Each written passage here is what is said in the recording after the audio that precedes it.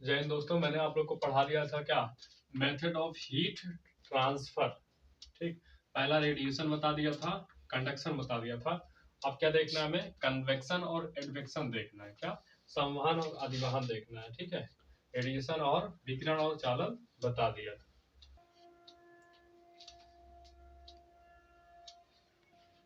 आगे देखते हैं कन्वेक्शन क्या होता है, संवहन क्या होता है।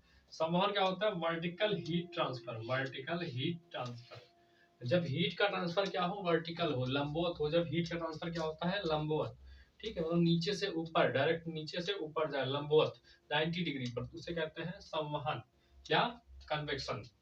लंबवत ऊष्मा का स्थानांतरण, जैसे क्या है, हीट, यहाँ पे टेरेस्ट्रियल हीट होती है। ठीक है, कहाँ पे, अर्थ पे टेरेस्ट्रियल हीट होती है। वो क्या होती है, वो हीट क्या होती है, जब ऐसे लंबवत ट्रांसफर हो, वर्टिकल। ठीक, जैसे नीचे एयर है, उसका टेम्परेचर क्या है, हाई है, और एयर अपवर्ड एयर, मतलब ऊपर वाले एयर में, ठीक है, नीचे वाली एयर का टेम्परेचर ज्यादा है और ऊपर वाली एयर का टेम्परेचर कम है, तो जब ट्रांसफर हीट होगा ऐसे, ठीक, वर्टिकली जब हीट ट्रांसफर होगी तो उसे कहते हैं क्या, संवहन। ठीक, आगे देखते हैं अधिवहन क्या होता है। तो हॉरिजॉन्टल हीट ट्रांसफर, हॉरिजॉन्टल मतलब हीट ट्रांसफर ऐसे हो, क्षैतिज। क्या, क्षैतिज, जब हीट का ट्रांसफर क्या होता है, क्षैतिज होता है। क्षैतिज ऊष्मा का स्थानांतरण क्या कहलाता है, अधिवहन या एडवेक्शन। इसका एग्जांपल जैसे विंड हो गया, ठीक है, ओशियन करंट हो गई। क्या, ओशियन करंट। ओशियन करंट क्या होती है, ऐसे चलती है, हॉरिजॉन्टल। तो ओशियन करंट हो गई, हॉरिजॉन्टल चलती है, और विंड जो होती है वो भी क्या चलती है, हॉरिजॉन्टल या क्षैतिज। ठीक, आगे ये क्या होता है, कन्वेक्शन और एडवेक्शन, संवहन और अधिवहन क्या होता है, ओनली इन लिक्विड। क्या होगा, लिक्विड और गैस में। ठीक, द्रव और गैस में ही होगा। किसमें, द्रव और गैस में होगा। हीट ट्रांसफर किसमें होगा, द्रव और गैस, लिक्विड और गैस में होगा। ठीक है, हीट ट्रांसफर बाय मॉलिक्यूल्स क्या होता है, मॉलिक्यूल्स के द्वारा, अणुओं के द्वारा क्या होता है ट्रांसफर हीट का। हीट का ट्रांसफर किसमें होता है, अणुओं के द्वारा हीट का क्या होता है, ट्रांसफर। तो ये हो गया संवहन और अधिवहन, कन्वेक्शन और एडवेक्शन। ये उस हो गया क्या, ऊष्मा हस्तांतरण की विधियां। ठीक है, चलो ठीक, आगे देखते हैं सूर्य ताप। सूर्य ताप क्या होता है, इंसोलेशन। क्या, इंसोलेशन। इंसोलेशन में क्या होता है, तीन चीज आती है। पहले नंबर मतलब समझ लेते हैं क्या होता है इंसोलेशन का। सूर्य ताप का मतलब क्या होता है, इनकमिंग सोलर रेडिएशन। ठीक है, सूर्य से आने वाला रेडिएशन क्या होता है, उसे कहते हैं सूर्य ताप। क्या कहते हैं, सूर्य ताप। मतलब क्या, पृथ्वी पर आने वाला सौर विकिरण। क्या, पृथ्वी पर आने वाला क्या, सौर्य विकिरण। ठीक, इस सनलाइट हो सकती है और क्या हो सकता है, सोलर रेडिएशन। ठीक, और सोलर रेडिएशन क्या होती है, मैंने आपको बताया था क्या होती है, इलेक्ट्रोमैग्नेटिक वेव होती है। क्या होती है, इलेक्ट्रोमैग्नेटिक वेव। और रेडिएशन क्या होता है, रेडिएशन शॉर्ट वेव होती है। ठीक है, ठीक, रेडिएशन क्या होती है, शॉर्ट वेव होती है। और शॉर्ट वेव क्या होती है, रीच, जो रेडिएशन होता है, क्या, सूर्य ताप जो होता है, सोलर रेडिएशन जो होता है, सौर विकिरण, वो क्या होता है, reach to earth in 8 minute 20 second. ठीक है, आज सूर्य का जो विकिरण होता है वो पृथ्वी पर क्या, कितने मिनट में पहुंच जाता है, 8 मिनट और 20 सेकंड में। कितने समय में पहुंचता है, 8 मिनट और 20 सेकंड। ठीक, किस मेथड से पहले पहुंचता है, तो उसे कहते हैं रेडिएशन मेथड। किससे, रेडिएशन मेथड से। दूसरा देखते हैं ऊष्मा बजट। ऊष्मा बजट क्या, ऊष्मा बजट क्या होता है, मैकेनिज्म ऑफ इंसोलेशन। क्या, मैकेनिज्म ऑफ इंसोलेशन मतलब सूर्य ताप की क्रियाशीलता। ठीक, ये दो टाइप की होती है। पहला क्या, gain of heat. Gain of heat मतलब क्या हो जाएगा, ऊष्मा का लाभ या ऊष्मा की प्राप्ति। तो ऊष्मा की कितनी प्राप्ति होती है दिन में, 100 यूनिट। मान लेते हैं हम, कितनी होती है, 100 यूनिट दिन में प्राप्ति होती है ऊष्मा की। और लॉस ऑफ हीट, ऊष्मा की हानि, तो 100 यूनिट क्या होती है, हानि हो जाती है कब, नाइट में 100 यूनिट क्या होती है, लॉस हो जाता है 100 यूनिट का। और गेन होता है कितने यूनिट का, 100 यूनिट का गेन होता है। ठीक, अगला है फैक्टर ऑफ अफेक्टिंग इन, factor if affecting insolation. Factor affecting insolation, सूर्य ताप को प्रभावित करने वाले कारक। इसको देखते हैं आगे। आगे देखते हैं लॉस ऑफ हीट, नहीं, गेन ऑफ हीट, उष्मा की प्राप्ति। गेन ऑफ हीट समझते हैं कैसे होता है। ठीक है, सबसे पहले क्या है, ये हमारा अर्थ है, क्या, ये अर्थ सरफेस है, क्या है, अर्थ सरफेस है। अर्थ सरफेस पे क्या होता है, यहाँ पे ग्लेशियर्स होते हैं, क्या, ग्लेशियर्स, ग्लेशियर क्या होते हैं, बर्फ के पहाड़, क्या, ग्लेशियर क्या कहते हैं, बर्फ के पहाड़, ठीक। उसके बाद अर्थ पे क्या होते हैं, कॉन्टिनेंट होते हैं, कॉन्टिनेंट मतलब स्थल भाग, जो भी स्थल भाग है कॉन्टिनेंट, ठीक है। और ओशियन होते हैं, ओशियन, क्या, ओशियन समुद्र, ठीक। हाइड्रोस्फीयर कहते हैं, ओशियन को कहते हैं हाइड्रो, हाइड्रो मतलब क्या होता है, हाइड्रो मतलब होता है पानी, ठीक है, हाइड्रोस्फीयर पानी, सॉरी, तो हाइड्रोस्फीयर हो जाएंगे। और कॉन्टिनेंट क्या कहेंगे, लिथोस्फीयर, क्या कहेंगे, लिथोस्फीयर, क्या, लिथोस्फीयर, ठीक। सबसे पहले क्या होता है, सोलर रेडिएशन क्या होता है, सन से आता है, सन से क्या आएगा, सोलर रेडिएशन आएगा। और सोलर रेडिएशन टोटल कितना आएगा, 100%, 100 यूनिट, कितना आएगा, 100 यूनिट आएगा, कितना आएगा, 100 यूनिट सोलर रेडिएशन आएगा, ठीक। सोलर रेडिएशन आता है 100%, तो क्या होता है, वायुमंडल में क्या होते हैं, डस्ट होते हैं, क्या होते हैं, डस्ट पार्टिकल होते हैं, क्या, डस्ट पार्टिकल, तो वायुमंडल में डस्ट पार्टिकल होते हैं।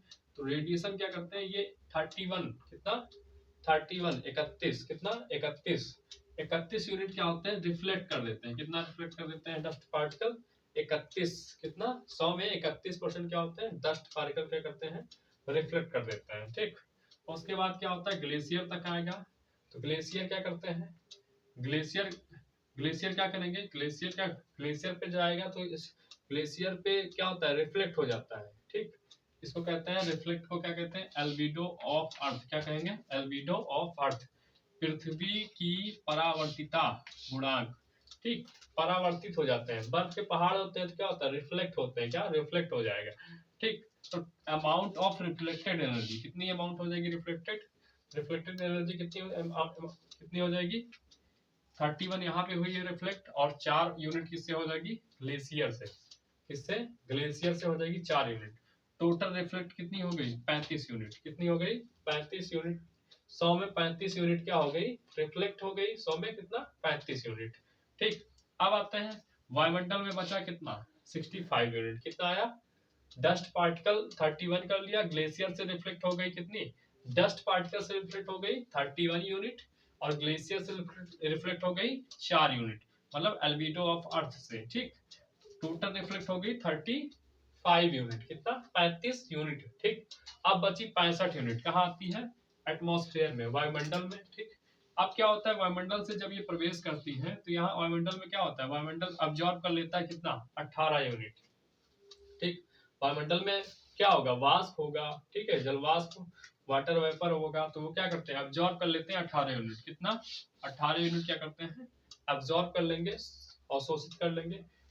और अर्थ पर कितना आता है, अर्थ पर टोटल आएगा कितना, 47 यूनिट, कितना आ जाएगा, 47 यूनिट, 47 यूनिट कौन करेगा, अवशोषित कर लेगा कौन, एब्जॉर्ब कर लेगा, कॉन्टिनेंट, जो भी स्थल भाग है वो क्या करेगा, 47 यूनिट एब्जॉर्ब कर लेगा। तो ये है गेन ऑफ हीट। तो इस तरीके से क्या होती है, अर्थ की गेन होती है, ठीक, मतलब ऊष्मा की प्राप्ति होती है। आगे देखते हैं loss of heat. Gain of heat हमने समझ लिया था, कितनी टोटल गेन हुई थी अर्थ पे, 47 यूनिट गेन हुई थी, ठीक है। तो 47 यूनिट क्या आई थी, हीट गेन हुई थी इस पे, अर्थ पे, ठीक। अब क्या होगा, ओशियन, क्या, ओशियन, ओशियन के द्वारा क्या होगा, ओशियन के द्वारा इवापोरेट, क्या, वाष्पन के द्वारा क्या हो जाएगा, 24 यूनिट क्या हो जाएगी, लॉस हो जाएगी, किसके द्वारा, वाष्पन के द्वारा हो जाएगी, किसके, ओशियन से, ठीक है, किसके, ओशियन से वाष्पन के द्वारा, इवेपोरेशन के द्वारा क्या हो जाएगी, 24 यूनिट, ठीक। आगे कॉन्टिनेंट मतलब स्थल भाग को क्या कहेंगे, कॉन्टिनेंट। तो स्थल भाग से क्या हो जाएगा, सबसे पहले साउंड क्या हो जाएगा, शॉर्ट वेव, क्या, SW, शॉर्ट वेव के रूप में क्या, 5 यूनिट का लॉस होगा, शॉर्ट वेव के रूप में 5 यूनिट का लॉस हो जाएगा, ठीक। आगे हमने आपको बताया था कंडक्शन, कंडक्शन क्या होता है, कंडक्शन होता है, क्या कंडक्शन होता है, वर्टिकल, जब हीट का ट्रांसफर क्या हो, वर्टिकल हो, अभी बताया था, ठीक। और ऐसे ऐसे ऐसे हो तो क्या हो जाएगा, इसको क्या कहेंगे, इसको कहेंगे अधिवहन, ठीक। तो कंडक्शन के रूप में क्या हो जाएगा, कंडक्शन के रूप में किसमें होगा, एयर द्वारा, किसके द्वारा, एयर द्वारा, हवा द्वारा, कंडक्शन के द्वारा, संवहन के रूप में क्या हो जाएगा, 4 यूनिट का क्या हो जाएगा, लॉस हो जाएगा। आगे लॉन्ग वेव के रूप में, लॉन्ग वेव के रूप में क्या हो जाएगा, 14 यूनिट का लॉस हो जाएगा, कहां से, कॉन्टिनेंट से, ठीक। तो ये हो गया क्या, 47 यूनिट क्या आई थी, गेन हुई थी, ठीक। और अब क्या हो गया, कितना 47 यूनिट क्या हो गया, लॉस हो गया। 24 यूनिट हो गया ओशियन से, 5 यूनिट हो गया शॉर्ट वेव के रूप में, ठीक है। 4 यूनिट हो गया किसके रूप में, कंडक्शन से हो गया, ठीक है, संवहन से, ठीक। और लॉन्ग वेव के रूप में 14 यूनिट हो गया। और ये सब क्या होगा, ये तीनों क्या, टेरेस्ट्रियल क्या कहलाते हैं, टेरेस्ट्रियल हीट, पार्थिव विकिरण। पार्थिव विकिरण आपको बता दिया है, दो तरह के विकिरण होते हैं, सोलर विकिरण और टेरेस्ट्रियल। सोलर रेडिएशन क्या होता है, सन से आने वाला, ठीक है, सन से आने वाला, सूर्य से आने वाला रेडिएशन क्या होता है, सोलर रेडिएशन। और पृथ्वी से जो वापस जाता है क्या, रेडिएशन, उसको कहते हैं टेरेस्ट्रियल रेडिएशन या पार्थिव विकिरण कहते हैं। आगे देखते हैं ग्रीन हाउस इफेक्ट। क्या, ग्रीन हाउस इफेक्ट, हरितगृह प्रभाव। हरितगृह प्रभाव क्या होता है, ठीक, produced by green house gases. हरितगृह प्रभाव क्या होता है, किसके द्वारा प्रोड्यूस किया जाता है, green house gases. Green house गैसों के द्वारा क्या होता है, प्रोड्यूस किया जाता है क्या, हरितगृह प्रभाव। जैसे ग्रीन हाउस गैस क्या होती है, CO2 हो गया, CH4 हो गया, ETC और बहुत सारी होती है ग्रीन हाउस गैसें, ठीक है। आगे क्या होती है, ग्रीन हाउस गैसेस क्या करती हैं, शॉर्ट वेव को, क्या होती है, पहले ही बताया था आपको, शॉर्ट वेव के लिए क्या होती है, ट्रांसपेरेंट होती है। ट्रांसपेरेंट होती है किसके लिए, शॉर्ट वेव के लिए। शॉर्ट वेव क्या होता है, सोलर विकिरण। क्या, सोलर विकिरण क्या होता है, ट्रांसपेरेंट होता है। ट्रांसपेरेंट होती है किसके लिए, शॉर्ट वेव के लिए, मतलब सौर विकिरण के लिए क्या होती है, ट्रांसपेरेंट। और क्या होती है, लॉन्ग वेव के लिए, किसके लिए, लॉन्ग वेव के लिए क्या होती है, नॉन ट्रांसपेरेंट होती है, ठीक। ट्रांसपेरेंट मतलब क्या होता है, पार कर जाना, इधर से उधर चले जाना, ठीक है। ट्रांसपेरेंट का मतलब क्या होता है, आर पार हो जाना, ठीक है, मतलब इधर से उधर पार हो जाना, ट्रांसपेरेंट, ठीक है। और क्या होता है, नॉन ट्रांसपेरेंट मतलब आर पार ना होना। तो शॉर्ट वेव क्या होती है, ग्रीन हाउस गैस को पार कर जाती है, ट्रांसपेरेंट होती है, समझ लो, ठीक है। और लेकिन लॉन्ग वेव क्या होती है, लॉन्ग वेव का एग्जांपल कैसे है, टेरेस्ट्रियल हीट, ठीक है, पृथ्वी से आने वाला विकिरण, ठीक है, पार्थिव विकिरण जिसे कहते हैं। तो क्या होता है, लॉन्ग वेव होता है वो नॉन ट्रांसपेरेंट होता है, क्या, नॉन ट्रांसपेरेंट होता है, जिससे वो क्या होता है, ग्रीन हाउस गैस को पार करके वापस नहीं जा सकता है, ठीक। आगे समझते हैं, जैसे ये क्या है, ग्रीन हाउस गैसेस हैं, ठीक है, ग्रीन हाउस गैस है। ये आया सोलर रेडिएशन, क्या हुआ, सोलर रेडिएशन, ठीक, अर्थ पे आ गया। तो सोलर रेडिएशन क्या होता है, शॉर्ट वेव होती है, क्या होती है, शॉर्ट वेव। तो शॉर्ट वेव क्या होती है, ग्रीन हाउस गैस को पार करके अर्थ तक आ सकती है, ठीक, क्योंकि क्या होती है, ट्रांसपेरेंट होती है, ठीक। तो ये पार कर आ जाती है, ठीक। उसके बाद क्या होता है, अर्थ पे क्या होगा, अर्थ पे जब अर्थ से हीट उत्पन्न होगा उसको कहेंगे टेरेस्ट्रियल रेडिएशन। जो अर्थ से रेडिएशन उत्पन्न होगा, विकिरण उत्पन्न होगा, उसको कहेंगे टेरेस्ट्रियल रेडिएशन, पार्थिव विकिरण। अब पार्थिव विकिरण क्या होता है, लॉन्ग वेव होती है, क्या होती है, लॉन्ग वेव। अब यहाँ पे लिखा हुआ है क्या, लॉन्ग वेव नॉन ट्रांसपेरेंट होती है, किसके लिए, ग्रीन हाउस गैस के लिए। तो लॉन्ग वेव क्या होगी, ग्रीन हाउस गैस को पार करके वापस नहीं जा पाती, ठीक। तो नॉन ट्रांसपेरेंट है, वापस नहीं जा पाएंगे। अब अगर वापस नहीं जाएंगे तो क्या होगा, ये हीट क्या होगा, पृथ्वी पर ही रहेगा, अर्थ पर ही हीट रहेगा। और अगर ग्रीन हाउस गैसों क्या होंगी, अगर ग्रीन हाउस गैस ज्यादा होंगी तो क्या होगा, टेरेस्ट्रियल रेडिएशन क्या होगा, पार नहीं हो पाएगा, ठीक। तो अगर ग्रीन हाउस गैसेस क्या हो गई, ज्यादा हो गई, ठीक, क्या होंगी, ज्यादा हो गई, तो क्या होगा, लॉन्ग वेव अर्थ से बाहर नहीं जा पाएंगी। भाई लॉन्ग वेव क्या होंगी, अर्थ से बाहर नहीं जा पाएंगी, मतलब टेरेस्ट्रियल रेडिएशन अर्थ से बाहर नहीं जा पाएगा। और नहीं जा पाएगा तो क्या होगा, अर्थ की एवरेज हीट क्या होगी, बढ़ जाएगी, ठीक। भाई रेडिएशन बाहर नहीं जा रहा तो एवरेज हीट क्या होगी, बढ़ जाएगी। एवरेज हीट बढ़ जाएगी तो क्या होगा, अर्थ का टेम्परेचर बढ़ जाएगा। क्या होगा, अर्थ का टेम्परेचर, एवरेज टेम्परेचर जो होता है अर्थ का क्या होगा, टेम्परेचर बढ़ जाएगा। और अर्थ का टेम्परेचर बढ़ जाएगा तो क्या हो जाएगा, उसे कहते हैं ग्लोबल वार्मिंग। क्या कहेंगे, ग्लोबल वार्मिंग या भूतापी तापन, ठीक। इसी का यही कारण है कि गर्मियों अब क्या होता है, सर्दी कम पड़ रही है, ठीक है, विंटर सर्दी कम होती है और गर्मी ज्यादा होती है, क्यों, क्योंकि ग्रीन हाउस गैसेस हो गई है बहुत ज्यादा, ठीक। वायुमंडल में ग्रीन हाउस गैसेस ज्यादा हो गई, वो क्या करती है, टेरेस्ट्रियल रेडिएशन क्या होता है, वापस जा ही नहीं पाता है, ठीक। अब क्या होगा, वो नहीं जाएगा तो क्या, एवरेज हीट बढ़ जाती है, एवरेज हीट बढ़ेगी तो अर्थ का टेम्परेचर बढ़ेगा। और अर्थ का टेम्परेचर बढ़ेगा तो उसी कहते हैं ग्लोबल वार्मिंग या भूतापी भूमंडलीय तापन। आगे देखते हैं, आगे क्या है, factor affecting insolation. Factor affecting insolation सूर्य ताप को प्रभावित करने वाले कारक, सूर्य ताप को प्रभावित करने वाला कारक पहला क्या है, रोटेशन, क्या रोटेशन लिख दिया गया, रोटेशन, क्या रोटेशन ऑफ अर्थ, क्या रोटेशन ऑफ अर्थ, पृथ्वी का परिभ्रमण। ठीक, पृथ्वी के परिभ्रमण, रोटेशन से, अर्थ के रोटेशन से क्या होते हैं, डे और नाइट होते हैं, पहले पढ़ चुके हैं आप। तो दिन में क्या होगा, दिन में क्या होता है, इंसोलेशन, इंसोलेशन मतलब क्या, सूर्य ताप, एक टाइप से सूर्य से होने वाली गर्मी समझ लो, ठीक है, सूर्य ताप। ठीक, तो इंसोलेशन डे में क्या होता है, ज्यादा होता है। ठीक, और नाइट में क्या होगा, सूर्य ताप क्या होगा, कम हो जाएगा। ठीक, दिन में सूर्य ताप क्या होता है, ज्यादा होता है इंसोलेशन, और नाइट में सूर्य ताप क्या हो जाएगा, कम हो जाएगा। दिन और रात किसकी वजह से होते हैं, रोटेशन ऑफ अर्थ की वजह से। तो ये हो गया। दूसरा रीजन क्या है, रिवॉल्वेशन ऑफ अर्थ। ठीक, रिवॉल्वेशन ऑफ अर्थ, पृथ्वी का परिक्रमण। तो परिक्रमण के कारण कितनी स्थिति बनती है, मैंने आपको पढ़ाया था 5 स्थिति बनती है, कितनी, 5 सिचुएशंस बनती है। पहला पढ़ते हैं इक्विनॉक्स, पढ़ चुके हैं हम। इक्विनॉक्स क्या होता है, जब सन क्या होता है, लंबवत परपेंडिकुलर होगा कहाँ पे, इक्वेटर पे। तो सन अगर इक्वेटर पे परपेंडिकुलर होगा तो इक्वेटर पे क्या होगा, सूर्य ताप क्या होगा, ज्यादा होगा। सन जब परपेंडिकुलर है, सूरज उसी पर है ही है, लंबवत चमक रहा है इस पे, इक्वेटर पे ही, तो वहां पे क्या होगा, हीट ज्यादा होगी, सूर्य ताप ज्यादा होगा, तो यहाँ पे इंसोलेशन क्या हो जाएगा, ज्यादा हो जाएगा। ठीक, दूसरी स्थिति क्या थी, समर सोलिस्टिक, क्या थी, समर सोलिस्टिक। तो समर सोलिस्टिक में क्या होता था, सन कहाँ परपेंडिकुलर होता था, सूर्य परपेंडिकुलर होता था कहाँ पे, ट्रॉपिक ऑफ कैंसर, COC, कर्क रेखा पर। कहाँ, कर्क रेखा पर क्या होता था, सूर्य लंबवत होता था।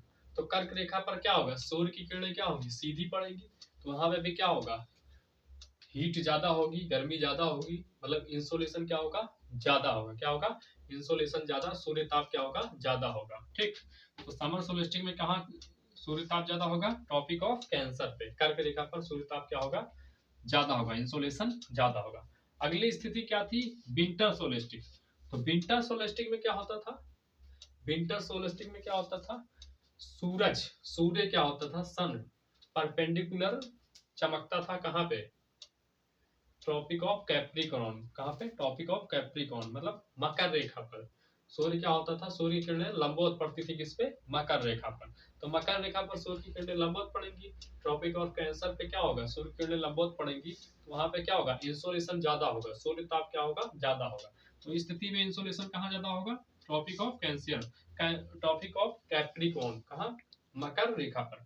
अगली स्थिति पेरीहिलियन, क्या पेरीहिलियन, पेरीहिलियन में क्या होता है, उपसौर, क्या उपसौर, उपसौर क्या होता है, जब अर्थ और सन के बीच में क्या हो, मिनिमम डिस्टेंस हो, कम दूरी हो, मिनिमम डिस्टेंस हो, तो उसे क्या कहते हैं, पेरीहिलियन। तो पेरीहिलियन में क्या होगा, एवरेज इस आइसोलेशन, एवरेज सूर्य ताप क्या होगा, ज्यादा होगा। ठीक, एपीहिलियन की बात करें तो क्या होता है, जब अर्थ और सूर्य के, अर्थ और सन के बीच की क्या हो, डिस्टेंस मैक्सिमम हो, ज्यादा हो, तो उसे क्या कहते हैं, उसे कहते हैं एपीहिलियन, क्या कहते हैं, एपीहिलियन। और इसमें क्या होगा, एवरेज आइसोलेशन क्या होगा, इसमें कम होगा, ये एवरेज इंसोलेशन क्या होगा, कम होगा। ठीक, सूर्य ताप कम होगा। अगला देखते हैं आगे, एल्बिडो ऑफ अर्थ।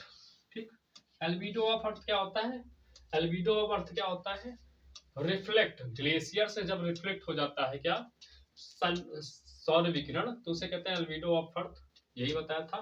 ठीक, तो एल्बिडो अगर क्या होंगे, अर्थ पे एल्बिडो ज्यादा होगी, ठीक, ठीक, एल्बिडो ज्यादा होंगे तो क्या होगा, इंसोलेशन कम होगा, सूर्य ताप कम होगा, क्योंकि रिफ्लेक्ट कर देगा ज्यादा से ज्यादा। अगर ज्यादा एल्बिडो, ज्यादा ग्लेशियर्स होंगे तो एल्बिडो होंगे, ग्लेशियर्स तो क्या होंगे, सूर्य ताप ज्यादा से ज्यादा क्या होगा, रिफ्लेक्ट हो जाएगा, तो इंसोलेशन क्या हो जाएगा, कम हो जाएगा। ठीक, अगर एल्बिडो कम होंगे, ठीक है, तो इंसोलेशन क्या हो जाएगा, एल्बिडो कम होंगे तो इंसोलेशन क्या होगा, ज्यादा हो जाएगा, क्योंकि सूर्य ताप क्या होगा, कम से कम, क्या सौर विकिरण क्या होगा, कम से कम क्या होगा, रिफ्लेक्ट होगा, और कम से कम रिफ्लेक्ट होगा, ज्यादा क्या होगा, अर्थ पे पड़ेगा, क्या हो जाएगा, ज्यादा हो जाएगा, और एल्बिडो क्या होंगे, कम होंगे। आगे देखते हैं, factor affecting insolation, nature of surface, क्या नेचर ऑफ सरफेस, सतह की प्रकृति। अगर सतह की प्रकृति क्या है, अगर सतह सरफेस क्या है, अगर सरफेस खुरदरी है, क्या खुरदरी है, रफ है, तो इंसोलेशन क्या होगा, ज्यादा होगा, सूर्य ताप क्या होगा, ज्यादा होगा। अगर सरफेस स्मूथ है, चिकनी है, तो इंसोलेशन क्या होगा, कम होगा, इंसोलेशन क्या होगा, कम होगा। अगर खुरदरी है, रफ है, सरफेस अगर रफ है तो क्या होगा, इंसोलेशन ज्यादा होगा। अगर सरफेस क्या है, स्मूथ है, तो इंसोलेशन सूर्यताप कम होगा। क्या, सूर्यताप कम होगा। अगर डार्क कलर है, ठीक है, तो कलर अगर डार्क कलर है तो इंसोलेशन क्या होगा, ज्यादा होगा। ठीक, अगर लाइट कलर है, हल्के रंग का कोई चीज है, तो इंसोलेशन क्या होगा, कम होगा। इसीलिए कहा जाता है कि गर्मियों में क्या करना है, हल्के रंग के कपड़े पहने जाते हैं। ठीक है, डार्क कलर के कपड़े नहीं पहनने चाहिए गर्मियों में। क्यों, क्योंकि डार्क कलर में क्या होता है, इंसोलेशन ज्यादा होता है। ठीक, सूर्य ताप ज्यादा होता है। और हल्के रंग के कपड़े पहनने चाहिए, क्योंकि इसमें क्या होता है, गर्मियों में हल्के रंग के कपड़े पहनने चाहिए। क्यों, क्योंकि हल्के रंग के कपड़ों में क्या होता है, इंसोलेशन कम होता है। ठीक।